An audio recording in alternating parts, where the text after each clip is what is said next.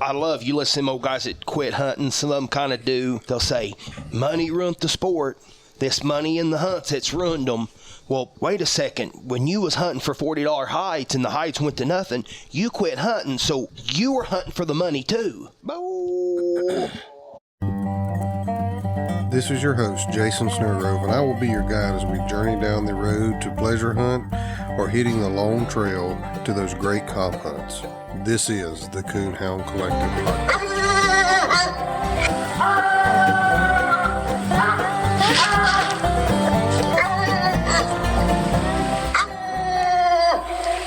You hear me in there, Judge? And he's back from his Walker Dog adventures. Do you hear me in there? No. Listen. No, I ain't got time to be messing with you on that. They's coyotes or something you listening to. Yeah. No. So tree me in there. How did your Walker Dog look and go? Look, let me tell you something. You know better that I wasn't on the road. Why would you get on here and tell? That's what you said. You said you was going to look at a Walker Dog. No, I did not. That's a lie. He got on the podcast and said that the reason I was missing in action is because I was out trying out a Walker Dog. Really? Yeah. So the truth comes out. That's not true. The truth comes out. That's not true. You're in the closet. I wouldn't travel for one. He's in the closet. He's in the closet. I wouldn't travel for one, let alone walk across the road for one. So let's just go ahead and clarify what's in your side of your dog box out there right now. I got a Walker Dog in there. And at home? What's in your kennel at home? That one that's at the house is not mine. Wait a minute. So you've got two? Two. Yeah. All right. Right now. I've said from the beginning, I'm going to hunt whatever it takes to win. I know, but I'm just saying, that's a good point we're going to get to here in a little bit. Mouthing me while I'm missing in action. He's the one sitting over at the Walker Well, he's Dog. not in the closet denying it. You are. Because I wasn't looking for one. He's man enough to tell us the truth. Ask him what he said about the little Walker Dog he draw before we knew he was going to draw her at the World Hunt. What happened? What do you mean, what happened? I don't know what you're talking about. Oh, no, I know what you're talking about. Now, I will admit to that. We walked out of the hotel up there at Salem, and I said, now that right there standing on that tailgate, now that's a good-looking Walker Dog. And I looked at him, and I reached and touched his head to make sure he wasn't sick. But she is a good-looking dog, and she's a nice dog. Oh, yeah.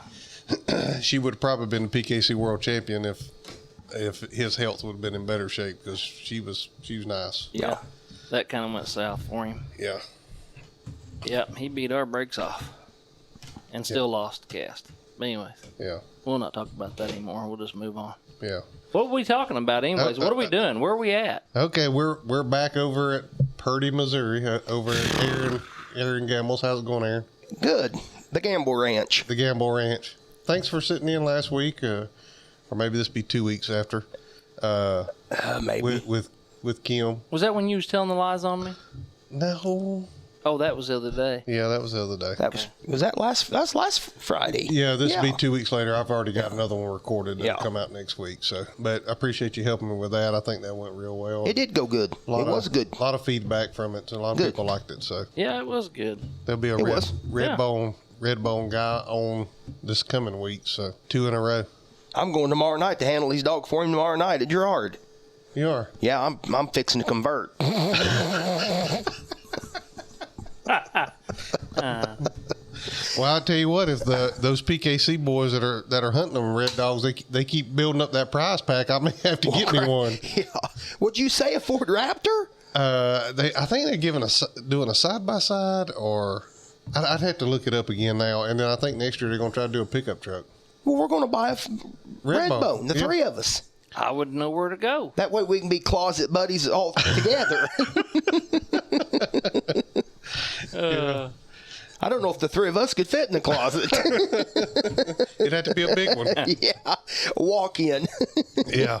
So you been doing any hunting since last time we talked, other than handling? Yeah, we've pleasure hunted some, but we've been busy. But some pleasure hunting. Been hot. Oh God. Yeah.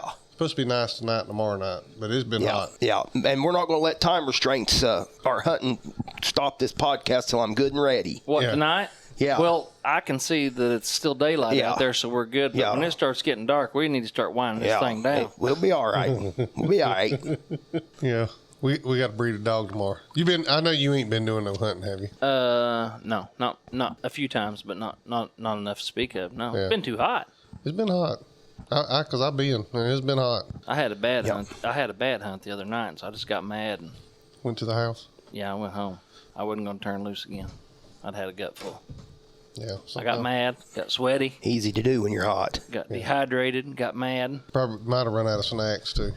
I didn't have any snacks with me for real. Oh God! When he was a kid, talking about snacks. When I was a kid and I hunted with Blaine Lewis, the guy got me in hunting. He would bring those. They look like Oreos, but they were not chocolate, the dark ones, and we would dip them in coffee and eat them. Oh, just the vanilla cream. Yes. Yeah. Yes. My God, I've eaten a gallon of them. But he'd always bring them, and we'd dip them in coffee. And now, thinking back, that almost makes me want to gag thinking about dipping them in coffee. But we did. Yeah, they weren't that good. No. But anyway, I'd always say you got cookies so we could sop them. Yeah. But anyway, I couldn't imagine doing that now. What about you, Mr. Walker, man? I've been hunting. I treed 3 singles one night, a single the night before that, mud holed a track I went and got him off of, and holed an armadillo. Did you have to build a fire, though? No, there wasn't no fire building going on. Okay. Now, I tell you, the night he mud holed it in that, over on the other side of Crane, that small conservation area, where the creek makes the bend and the water backs up in there, he got in that water, and I don't know if he just don't know how to move a track, but he got in there and started mud holing, and I went in there and got him out of there. Yeah. But, I probably could have built one there if I'd left him alone. But no, there ain't been no fire building. I ain't built a fire since my black and tan died that I took my senior pictures with. Since we got better hounds, we don't have to build fires anymore. That's it. Is that what we're talking about tonight? Is better hounds? Better hounds. We're talking about everything. I'm going to move fast and talk hard. Well, that's just natural for you. Better hounds.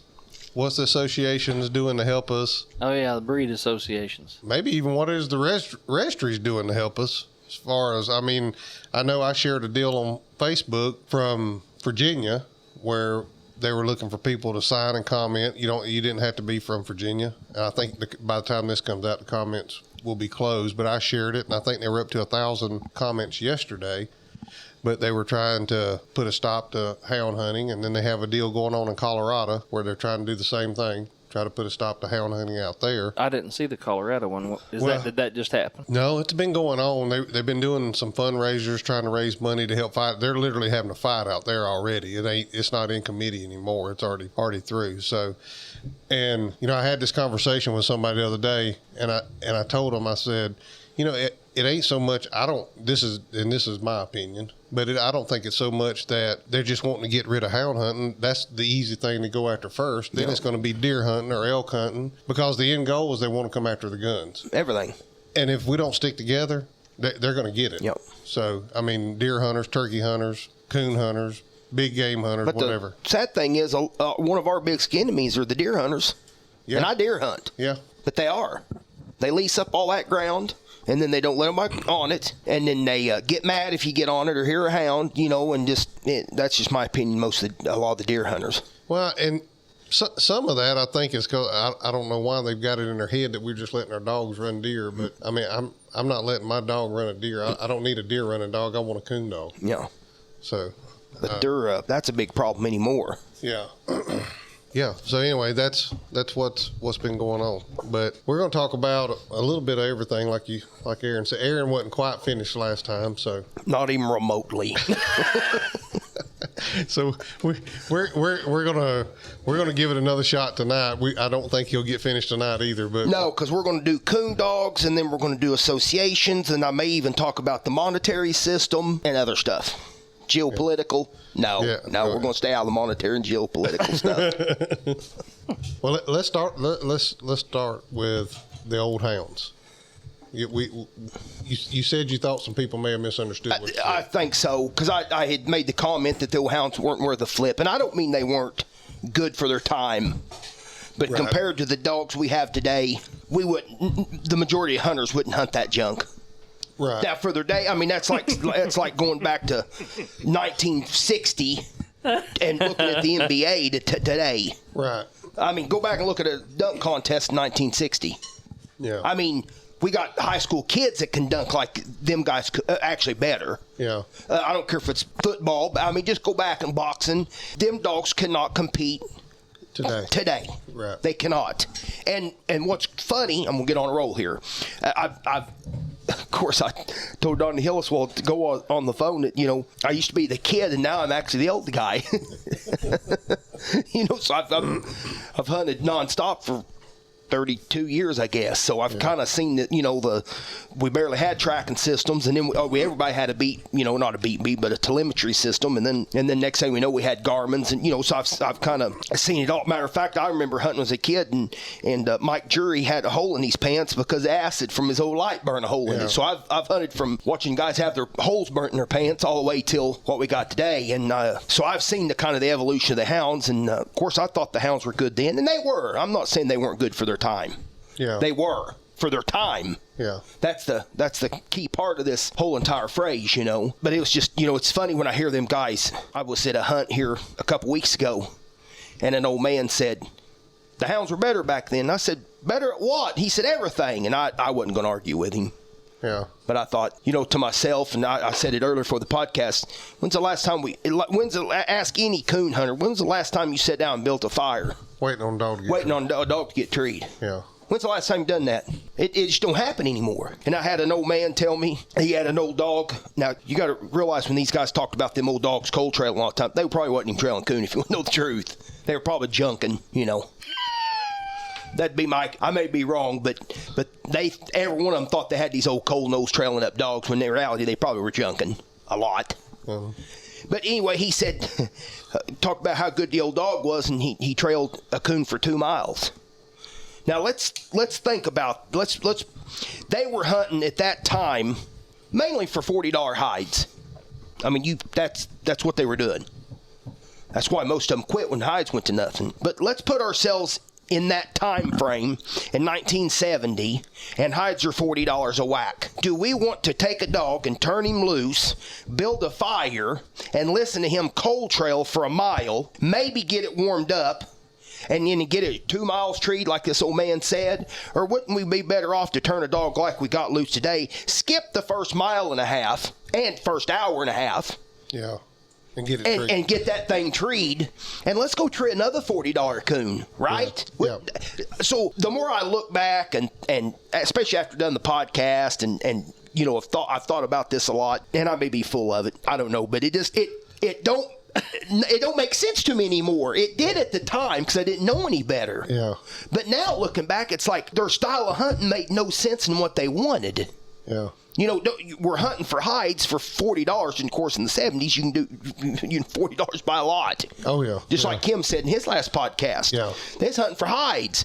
So once again, wouldn't it have been better to have a dog to drop in there and get that coon treat? And then they say, well, their dogs didn't pass coon up. You're telling me when that old dog struck here at 100 yards and trailed for 2 miles, cold trailing like the old man said, and I ain't gonna mention his name, like he said, for 2 miles, you're telling me he didn't pass a coon or two up, galming that old track to death? Oh yeah, he did, no doubt.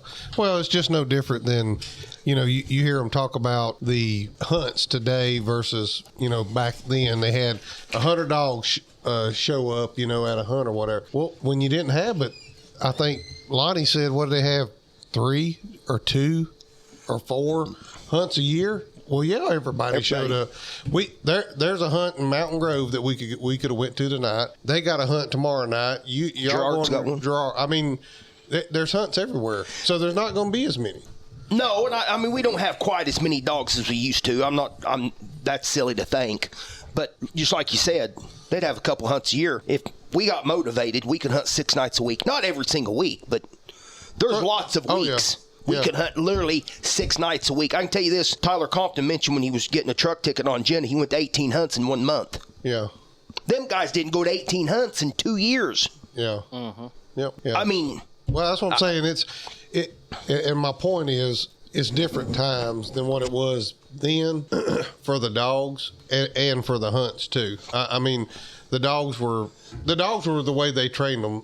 Was absolutely. Back then. And then as the hunts changed and I guess the hides went away, the price of hides went away, it was just about either pleasure hunting or competition hunting. Because ain't nobody skinning a coon out for nothing what right now. I love, you listen to them old guys that quit hunting, some of them kind of do. They'll say, money ruined the sport. This money in the hunts, it's ruined them. Well, wait a second. When you was hunting for $40 hides and the hides went to nothing, you quit hunting, so you were hunting for the money too. Yeah, just different. You're different. You was hunting for a different type of money, but you were still hunting for money. Honestly, my opinion, the money that we have in the sport today probably saved it. It's what saved it. They can gripe. The old timers can go on about how it's ruined it. Baloney. Yeah. You get rid of money in this sport, and you can kiss it goodbye. Yeah. Yeah, you would have a few that would still hunt here and there. A few diehards. But as overall, I think if you got rid of the big money hunts and the ones that really pay out right now, I mean, you got people. When I was a kid, I thought, boy, would it be cool to be a full-time coon hunter for your job. And you got people doing that now. I mean, there's only a few that I can name right off the top of my head, but you've got people, that's what they're doing. There's only a few NBA players, too. Yeah. I mean, that's why they're called professionals. Yeah. You know what I'm saying? Yeah. You being awful quiet down there. You don't want to jump in here? No, I'm just listening. I'm just taking in here. But I was thinking something while you were talking. I was just sitting there thinking that. You want a chicken sandwich? No, yeah, I will here in a little bit. I was just thinking about them. Oh, you talking about them older guys and stuff, and back in the 70s or 80s, they were set in their ways. They were probably stuck in a rut. If it doesn't get him treed tonight, we'll go back tomorrow night. Yep. And then another thing is our way of life now is fast paced. Everything's fast paced now. The way of life for the way that we live compared to the way they was living, everything's faster now. Yeah. Everything's way faster. They took it slow. It's just a lot of things have changed. So I think that a lot of that maybe has incorporated into the comp hunt world and the way that we live and the way we operate. Could be. We don't want it. We don't want it tomorrow. We want it right now. And that's the way it is with a lot of things. But I think that's a lot of your change. Could be. Has came from that. But because they didn't care how long it took, we'll go back tomorrow night and get another one. But some of them didn't know that when the ones that were hunting for hides wanted that. I've heard a lot of the old timers say, well, we was hunting. I mean, Kim mentioned it. Hunting, he can make more money than he could on overtime. Yeah.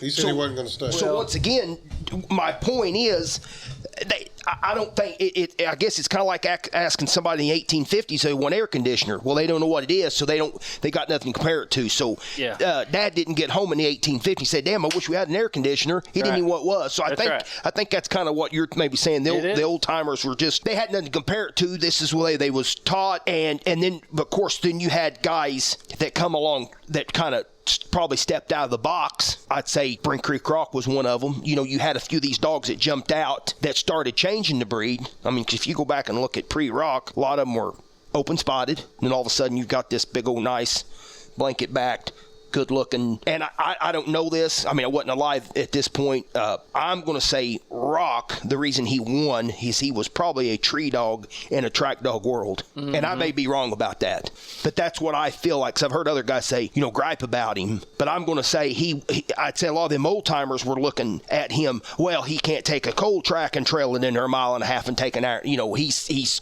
probably bumping in there and treeing coons. Mm-hmm. And they didn't like that. It's funny. I was on the phone with Donnie Hillis an hour and a half ago, and we was talking about this subject, and he said, it's funny, and he's a little older than I am, but he said they took a lot of pride in that a dog worked that old track up for hours. He'd go with his grandpa over on James River there at River Fork Ranch, and Theodore Keithley, I believe was his name. But he said I could have took my shorty dog, he said, and treed 5 coon, and his dog would have treed 1, but he would have been more proud because he worked it a mile and a half cold trailing up and down the river to get it treed versus treeing those coons. Well, and here's the thing: if that's what you like, then hunt it. I guess so. But in the world, and we're talking in the world of competition hunting, you're not going to win very many hunts with a dog that works like that.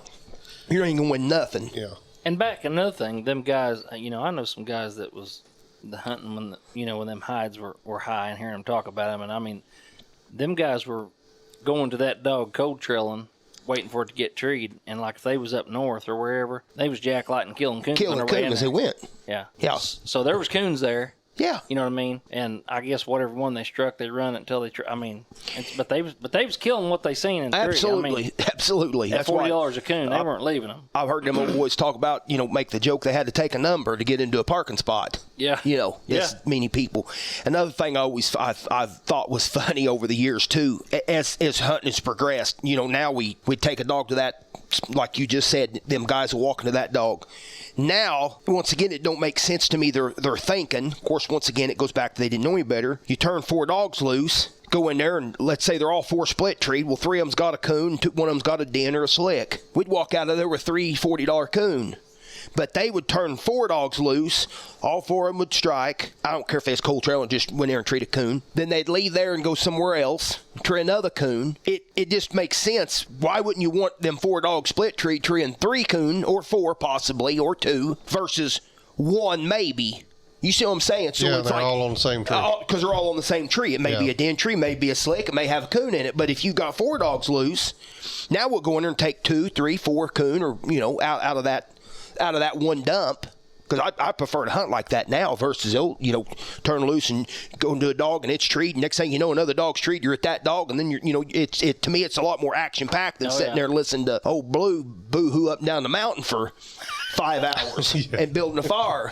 I'm glad you said old Blue and not old Blackie. Yeah. Mine was old Blackie. The only thing is I see as many walkers and black and tans and English boo-hoo around as much anymore as anything. Not that there ain't some blue dogs that don't still boo-hoo, but you know what I'm saying. I just to me it just but the older guys they hate that them dogs are split up. But I don't know why. Some of them got it, but some of them still don't get it. It's like, why wouldn't you like to pull 3 coon out here? Even if we wasn't killing them. Instead of 1. Instead of 1. Yeah. But it's like, nope, they have to be together. Which leads me into my next point. The old timers say, well, they ain't competing now. What do you mean they're not competing? You take 4 dogs, you turn them loose. Now we're comp hunting now. They strike, they trail in. You guys know as well as I do, half the time it boils down to whoever can yell treat my dog first. And let's be serious. Who cares if your dog beats mine by half a second? Does it really matter? You know what I'm saying? Not now, because they ain't on the same tree. But even then, and I know you guys have heard this. We'd go to hunt, turn them loose, all 4 would get treed. The hunt's over, and you got one guy saying, well, if I'd have treed my dog, my dog treed that second coon. If I'd have treed him, if I'd have just been a little quicker, I'd have won. Half the time we got done, the guy that should have won didn't win because he wasn't yelling and treating my dog quick enough, where the next guy had, he knew his dog was going to be there, and if he squawked, he treed him. Now, you go to a hunt. Or you listen to that other guy's dog locate enough that he treat his dog off the locate. Absolutely. Seen it a million times. Get down to the hunt and somebody lean over and say, oh, if I'd have just treated my dog, he treated my dog. If he hadn't treated my dog, I'd have won that. Well, now you turn 4 of them loose, and just like the other night, I guided a cast out of Wentworth. It was a Tri-State Classic. We turned 4 dogs loose. It was 4 hunters. One guy's dog treated a coon. He treated another coon. When that hunt was over, nobody wondered who won. Because one dog treed 2 coon and the other ones didn't tree squat, but some slick trees. You know what I'm saying? Nobody. Yeah. Yep. Everybody left there and knew exactly who won and who got their hind ends beat. Yeah, that's the way it is most of the time now. And now it's that way. But the older generation says that ain't competing. Well, what do you mean it ain't competing? It used to be a handler game. Now it's a coon treeing game. Simple as that. Yeah, and if you ain't got one that trees a coon, you better keep him at the house because you ain't going to do no good. No, you're not going to do no good. It don't matter, UKC, PKC, Pro Sport, whatever. You better have one that tree can. They got to spend, if you watch the ones that win, what I've noticed, and I may be wrong on this, there's more to it, but if you watch the ones that win, they're really productive with their times, what I've noticed. Like the second they turn them loose, till that hunt's over, that dog's productive. I've been on a few casts, when a dog went out and messed around and a dog got treed, and then he covered it. Well, it was after 3 minutes, so the dog gets 25 minus. Well, when the dog covered, yes, the handler's mad it took 25 minus, but what a lot of them are not considering is the 10 or 15 minutes that dog, instead of treeing a coon, it spent 10 minutes or 12 or 8 minutes, whatever, trailing in there. And then it went and covered. So it lost 25 plus, or 25 minus. I'm sorry, it got 25 minus, and it wasted 8, 10, 12, 15 minutes. If it would have just stayed and got a coon treed, that 15 minutes or whatever would have been productive time, and it wouldn't have had 25 minus. It could have had 200 plus, 100, whatever it struck and treat in. Of course, if it split, it'd been 125, but, its strike would have fell where it fell. But you see what I'm saying? Oh, yeah. But you look at them dogs that are out there that win consistently, they're not doing that normally. They're just treeing coon. It seems like me they're just real productive. Like they're every second, it's not wasted goofing around and running a half mile to another dog and trying to get part of that tree. And you go to these local, especially UKC hunts, and that you see a lot of that going on with the dogs. And it's like, guys, this 3-minute tree is killing that. Yeah, for sure. And I think that's part of the, of course, we hunt with Cheyenne and Tyler, Compton, Lane Denny, and all them guys. And, I mean, sometimes their dogs unproductive and they lose. But when their dogs are on, they're very productive. Yeah. They're making stuff happen. Yeah, for sure. It's like a basketball player hustling. You know what I'm saying? Oh, yeah. I want to say one more thing, too. Okay, go because this is I love this, since I'm complaining. I love them old guys, and I'm sure you've heard it. They'll say, I want a dog to run a cold track just as fast as a hot track. Oh, yeah. Have you heard that? Oh, yeah. Well, if they can run a hot one just good as a cold one, there wouldn't be no such thing as a cold one, would there? Right? Yeah. Right? Yeah. I mean, I've heard that statement for 30 years, and finally, like several years ago, my brain finally clued in. I'm like, wait a second, dummy. I'm talking about myself being dumb. It's like, if they run a hot one the same as a cold one, there's no such thing as a cold one. Yeah. But I'll tell you what's happening. Their old dog was so damn slow. He was running a hot one just as slow as he was running a hot one, and they couldn't tell the difference. Yeah. That's probably what was going on. Anyway, I got to get off that. Yeah. All right. Because we already been at it 30 minutes. And we ain't even got to one of the main topics we wanted to talk about. I told you no time restraints. This is unfiltered and uncut and uncensored. One of the things that, me and Aaron and me and Brett's talked about several times, and I'm sure Brett's going to play the devil advocate against me and Aaron here. Well, I don't know about devil's advocate. I'm just going to give you some facts. Yeah. So I put a post on Facebook because I knew we were going to be talking about this, and basically my question is, and Joshua, and I'm going to mess up his last name, but Ratliff, he made some very good points, I think, as well. But my question was, why are the associations that we as members pay memberships to, for the most part, only supporting one registry? And Joshua's point, which I had thought about, is what are these breed memberships doing, and throwing in UKC, PKC, these registries doing to help support and fight the anti-hunters, which I think is a very good point, because I don't know if they are or not, but maybe I know they're not. I don't see anything that they've put out that they're helping. So I think it's a very good point. I think it's a valid point. We're paying members to PKC. We're paying members, or I guess some of us are, to some of these breed associations. A portion of that money and money they're making from hunts, I think, should be going to help fight it. Just like what they got going on in Virginia, just like what they got going on in Colorado right now. So that was the other part we wanted to touch on. And we're just going to mainly just complain and gripe about them. Yeah, pretty much.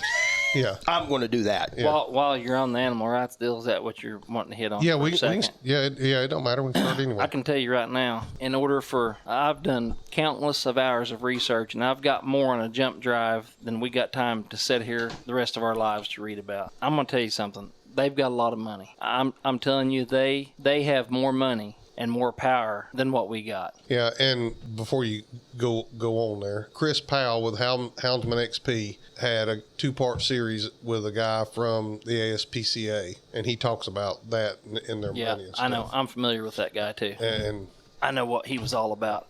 I stalked him for a while. I know his trail. So they, and I'm being serious. I'm not saying that we shouldn't try, and I'm not saying that these organizations shouldn't try, and that every houndsman shouldn't donate in some way to try to battle it, because it's an ongoing battle. I mean, they're after the rodeo people. They're after the hound hunters. They're after everybody they can go after, and they're like a slow grind.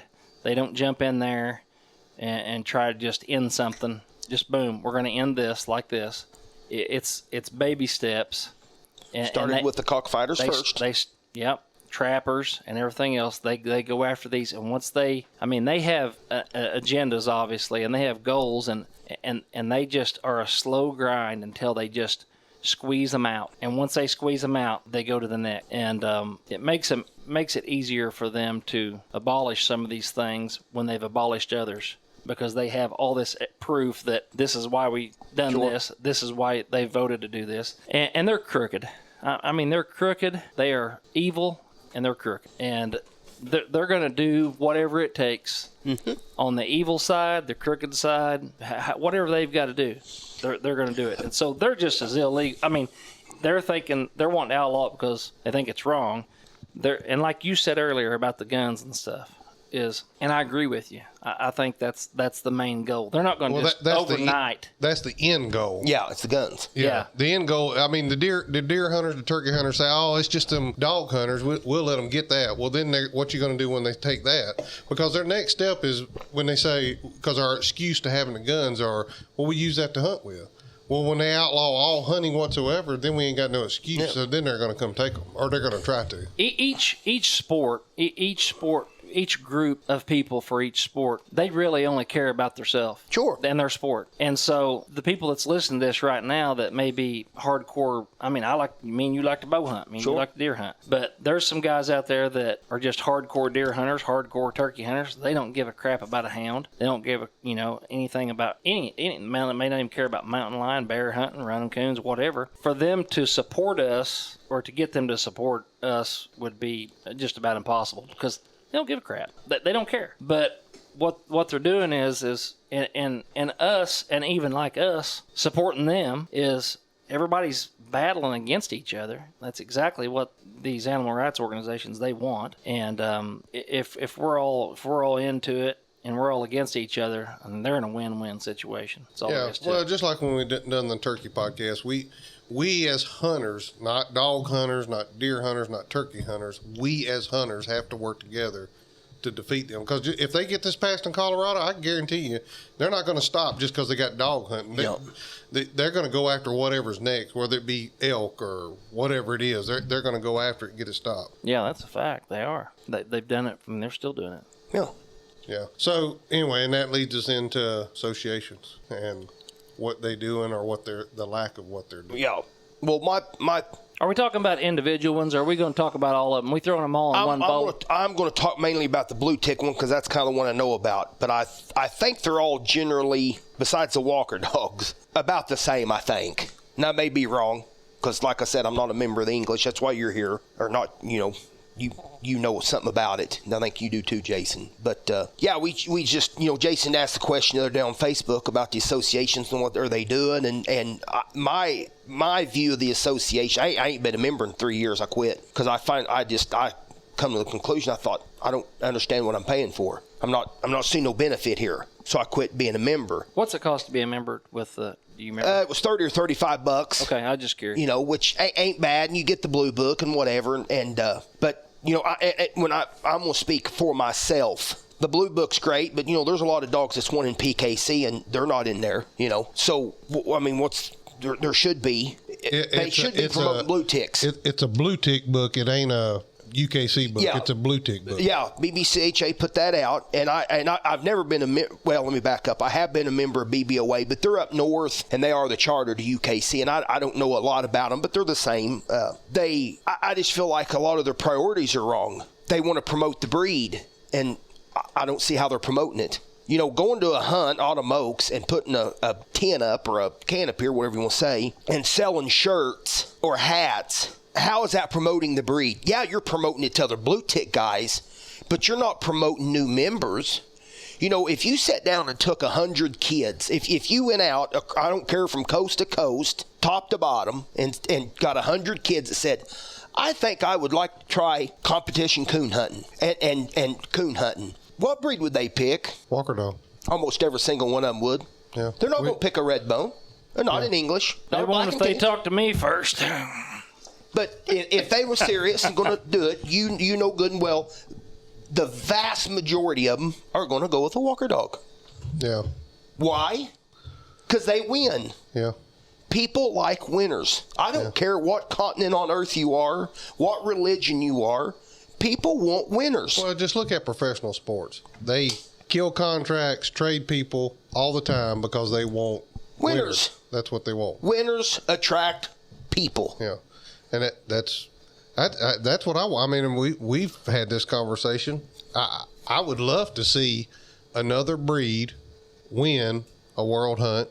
Me and Brett, and I guess I should have brought this, but I went through the PKC world from 1980 or 81, and what I tell you, there was 5 from 81 to today. There's been 5 off-color dogs win the PKC world hunt. 5. Off-colored? Off-colored. Non-walker. There we go.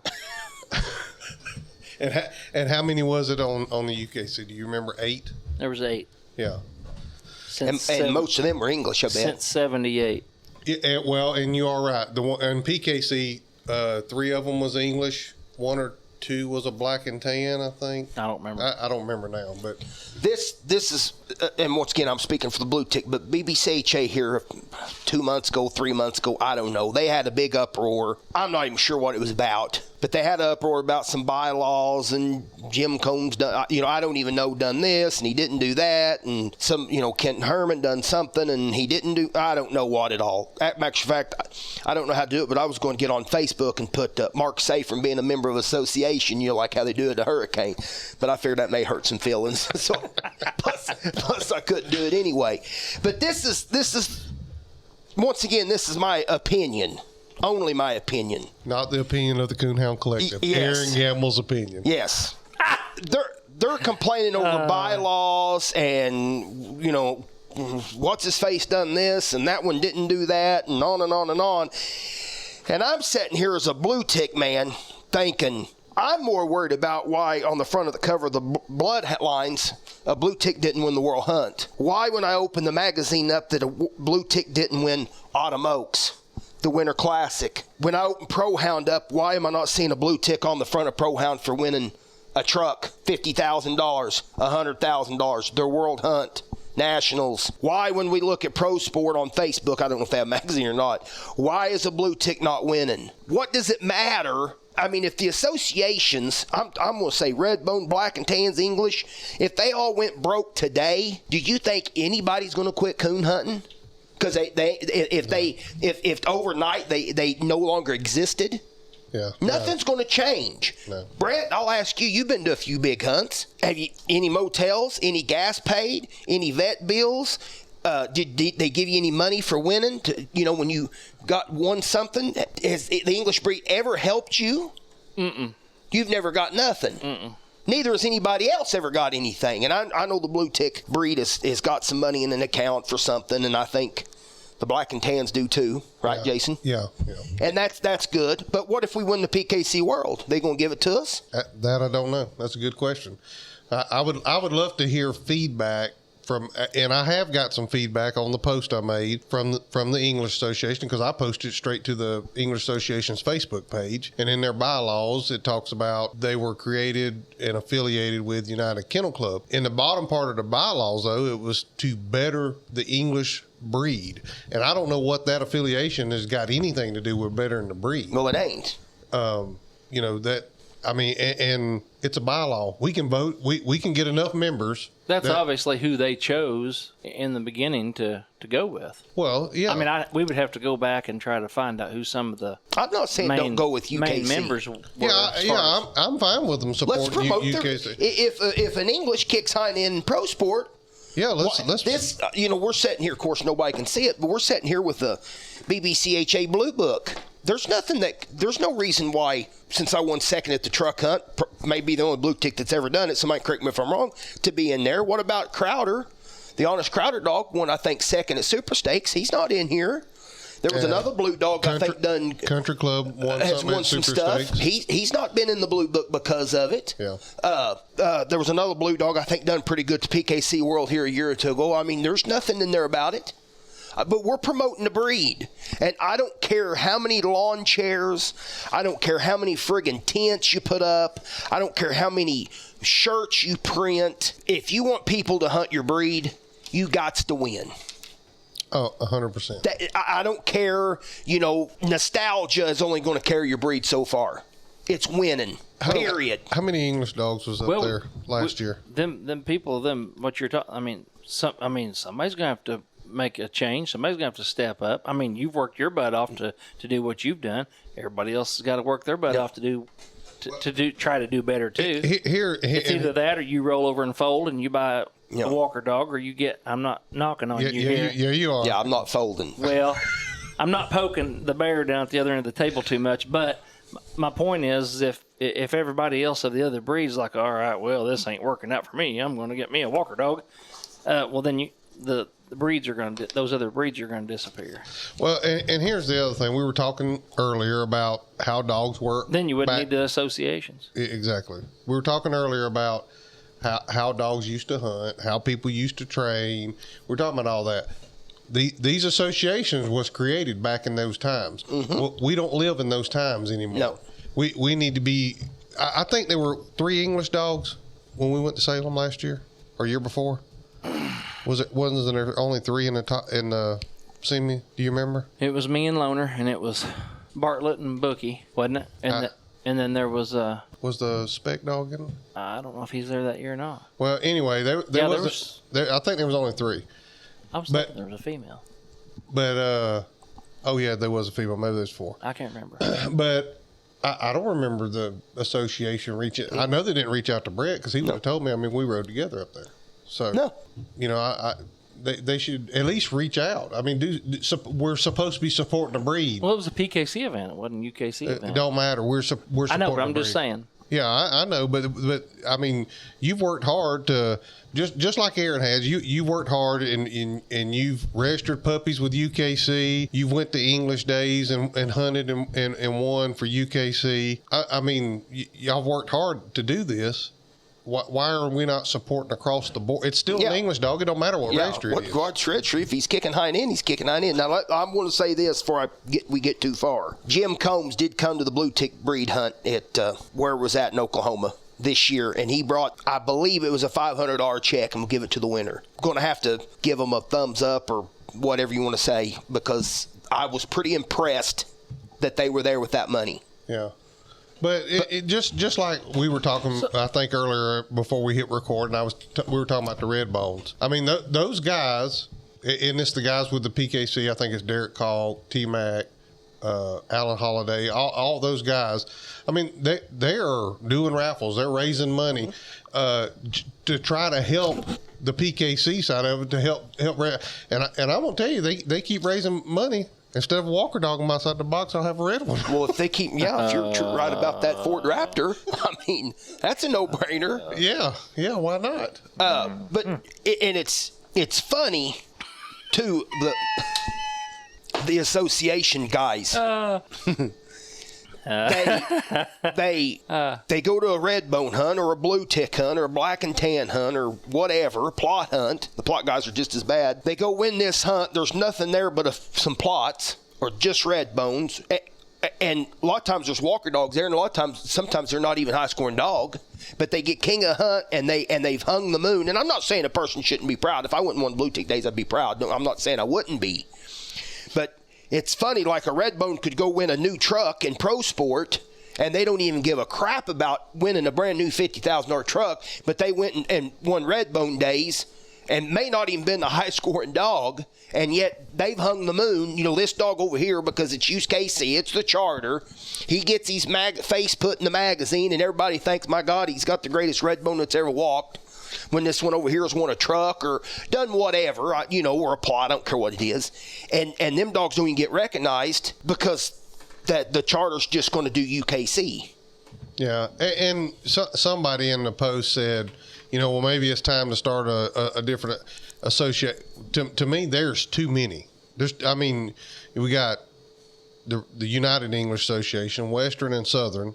There's 2 red bone, two or maybe even 3 now, blue tick association. Yeah, because I've heard a third one now's popped up. Yeah. So, and those are just the ones that I think Black and Tan still only has 1. I don't have no idea about walker dogs, and I think Plots only have 1. And the leopards, I have no idea. I don't know the mottos of the other breeds. I don't even actually know the blue tick ones. But it's something about family, friend, God or something. I can't even tell you. The Walker Dog one, where the search for superiority never ceases. I know that one. When you go to a hunt and you see the Walker Dog Association and it has that motto, where the search for superiority never ceases, they're telling you what they want. Yeah. And ours is family. It's funny. The other associations, their mindset is totally different. Totally different. Well, and maybe they're stuck in the ways of the old trailing dog. Maybe that's what it is, and I think that's a lot of it. I mean, we just went down to a blue tick hunt here a while back, the three of us, and you can see, Jason, you want to. What are you laughing about? Him down there. Oh yeah. I wasn't going to mention the hunt. Yeah, go ahead. But you can totally see the mindset is totally different than if you was to go to a big Walker Dog hunt. I actually told somebody today I'm actually probably a Walker Dog guy that just hunts blue ticks. Because my train of thought, of course, I was raised with Walker Dog guys. Yeah. There was very few blue ticks, so I've hunted the majority of my life with Walker Dog guys, so I kind of see everything more through their eyes. But, like I said, it's crazy that a blue tick guy that ain't owned a walker in 27 or 28 years can tell you the motto of the Treeing Walker Association, but I can't tell you the Blue Tick Association. Yeah, but you got a photographic memory. You're different than most people. Well, maybe so, but I should still be able to at least remember the Blue Tick one. Oh, yeah, you don't remember it? I don't even know what it is. It's family friendship or I'll say this, it means so little to me I even took time to remember it.